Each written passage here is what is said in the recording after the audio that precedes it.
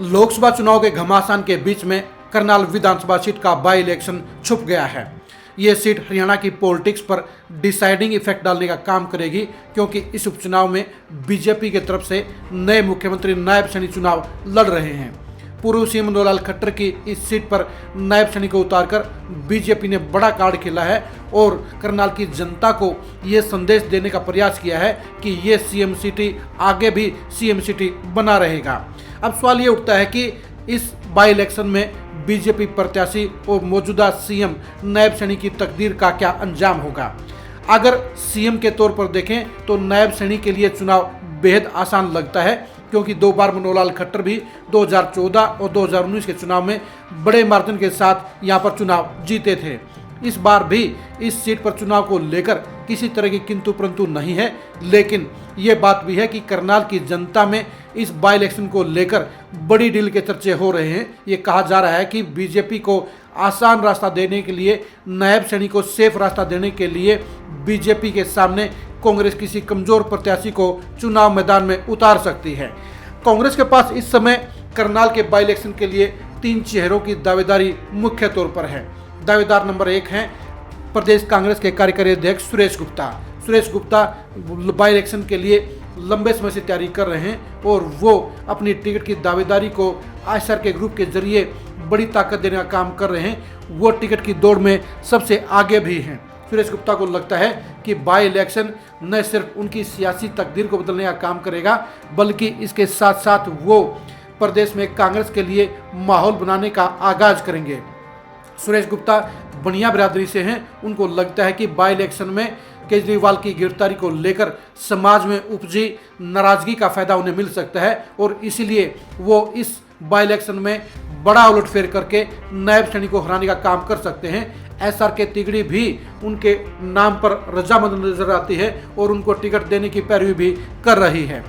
दावेदार नंबर 2 हैं त्रिलोचन सिंह। त्रिलोचन सिंह पिछले 40 साल से सियासत में संघर्ष कर रहे हैं। 2019 के विधानसभा चुनाव में बीजेपी के 75 पार के नारे में करनाल सीट पर कोई भी पुराना और नया नेता टिकट लेने के लिए तैयार नहीं था। उस खराब माहौल में भी त्रिलोचन सिंह ने बड़ी बहादुरी के साथ कांग्रेस की टिकट पर चुनाव लड़ा और 35,000 वोट लेकर सबको चकित कर दिया।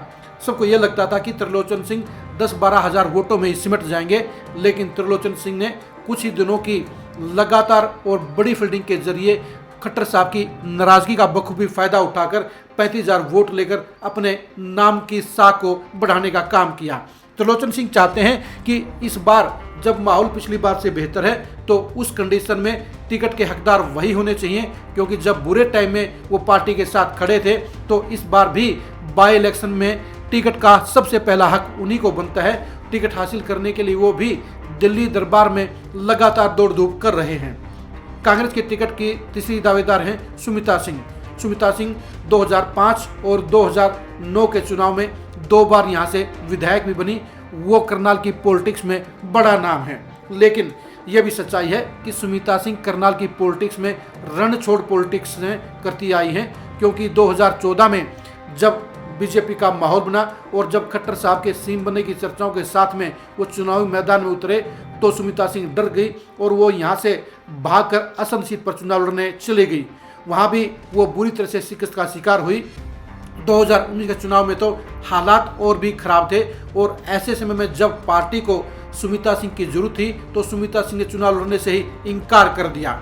लेकिन अब सुमिता सिंह बदले हुए माहौल में अपने लिए फ़ायदा देख रही हैं, अपने लिए गोल्डन चांस देख रही हैं, इसलिए वो यहाँ से टिकट हासिल करने के लिए भरपूर कोशिश कर रही हैं। भूपेंद्र हुड्डा के साथ रिश्तेदारी के बलबूते पर सुमिता सिंह यहाँ से टिकट हासिल करना चाहती हैं। उन्हें लगता है कि अगर उनको टिकट मिल गया तो वो नायब सैनी को हराने का काम कर सकती हैं। लेकिन सवाल ये उठता है कि भगोड़ी पॉलिटिशियन को कांग्रेस पार्टी टिकट देगी या न देगी और उनको टिकट क्यों मिलना चाहिए, क्योंकि जब गर्दिश के समय में, जब खराब समय में पार्टी को सुमिता सिंह की जरूरत थी तो 2014 और 2019 में वो पार्टी को यहाँ पर खस्ता हाल में छोड़ गई और पार्टी के भविष्य के बारे में सोचे बगैर सिर्फ अपने स्वार्थ के लिए वो पहले असम से चुनाव लड़ी और 2019 में चुनाव से गायब हो गई।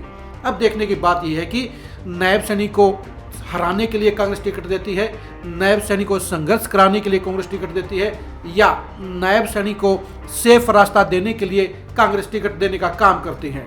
जाहिर सी बात है, कांग्रेस के प्रत्याशी का नाम ही ये ऐलान कर देगा कि कांग्रेस यहाँ पर जीतने के लिए उतरी है या कांग्रेस यहाँ से हारने के लिए चुनाव लड़ रही है। कांग्रेस के साथ बीजेपी की डील की चर्चा अभी से जनता में हो रही है और ये चर्चा हो रही है कि टिकट उसी को दी जाएगी जिसको बीजेपी सबसे कमजोर प्रत्याशी मानती है, यानी कांग्रेस की टिकट को सरेंडर करने वाली टिकट के तौर पर अभी से जनता में प्रचार मिल रहा है। नेगेटिविटी के इस माहौल में कांग्रेस की टिकट ही इस बात का ऐलान होगी कि वो चुनाव में क्या करने के लिए ताल ठोक रही है। कांग्रेस और बीजेपी के बीच यहाँ का चुनावी घमासान बेहद रोचक हो सकता है, बेहद नज़दीकी भी हो सकता है और नायब सैनिक की एक तरफा जीत भी हो सकती है। यानी कांग्रेस कैंडिडेट अगर मजबूत होगा तो वहां पर वो नायब सैनिक को कांटे की टक्कर देने का काम करेगा। कांग्रेस का कैंडिडेट अगर मीडियम होगा तो वो कांग्रेस की लड़ाई का चेहरा दिखाने की कोशिश करेगा और कांग्रेस का कैंडिडेट अगर कमजोर होगा तो वो फिर बीजेपी प्रत्याशी नायब सैनिक के लिए गिफ्ट के समान होगा। अब देखने की बात यही है कि कांग्रेस बीजेपी को गिफ्ट देती है, कांग्रेस बीजेपी को संघर्ष में लाने का काम करती है, या कांग्रेस नायब सैनिक को गली गली घूमने के लिए मजबूर करती है। करनाल बाई इलेक्शन के अंदर की स्टोरी को जानने के लिए आप खरी खरी न्यूज़ के साथ बने रहिए।